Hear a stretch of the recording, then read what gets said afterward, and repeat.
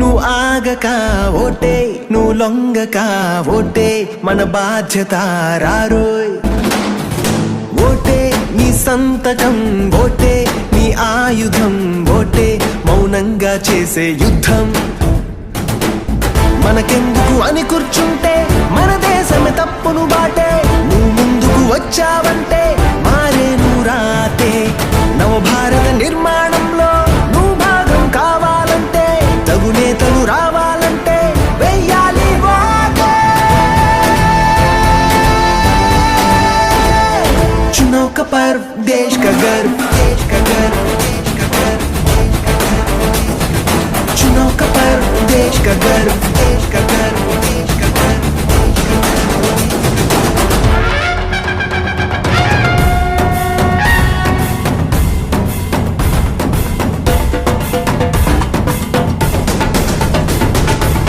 రేపటి భవితని మార్చే ఘనత ఓటుకున్నది కనరా. చీకటి తెరలను తెంచిన చరిత ఓటు దేశరా వినరా.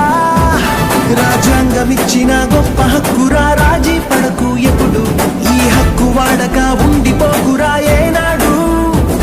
యువతరం కదిలి నవతరం అంటూ మరి అడుగేయాలి ఇప్పుడు, గర్వంగా ఉంటది ఓటు వేసి చూడు.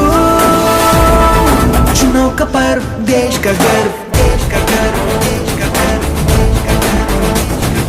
चुनाव का पर्व देश का गर्व, देश का गर्व, देश का गर्व.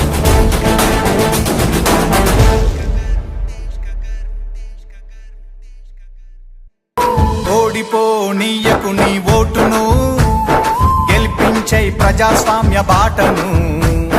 బట్టిగా పోనీయకు నీ ఓటును, పోదాం పద పోలింగు బూతుకు. అరే ఓడిపోనీయకు నీ ఓటును, గెలిపించే ప్రజాస్వామ్య బాటను. బట్టిగా పోనీయకు నీ ఓటును, పోదాం పద పోలింగు బూతుకు.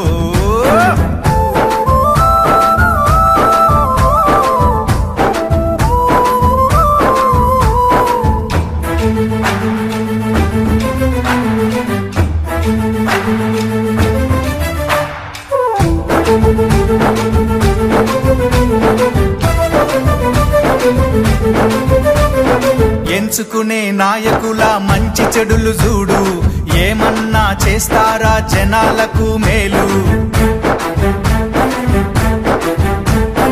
5 ఏండ్ల కాలానికి అగ్రిమెంటు నేడు, ఆగమాగమయ్యి నీ ఓటు నమ్ముకోకు. బట్ మీ ఒక్క ఓటు వల్ల ఏ మార్పు వస్తుందని మీరు అనుకుంటున్నారు? సార్, ప్రతి ఒక్క ఓటు ముఖ్యమైందే సార్. అమెరికాలో మాతృభాష ఇంగ్లీషా జర్మనా అని ఓటింగ్ పెట్టినప్పుడు ఒక్క ఓటుతోనే ఇంగ్లీష్ నిర్ణయించబడింది సార్. ఫ్రాన్స్ లో సైనిక పాలన ప్రజాపాలన అని ఓటింగ్ పెడితే ఒక్క ఓటుతోనే ప్రజాపాలన నిర్ణయించబడింది. హిట్లర్ నాజీ సైన్యానికి అధ్యక్షుడైంది ఒక్క ఓటుతోనే. వాషింగ్టన్ అమెరికాలో కలిసింది కూడా ఒక్క ఓటుతోనే. అంతవరకు ఎందుకు, ఒకే ఒక ఓటు సర్కారు తలకిందులైంది కదా.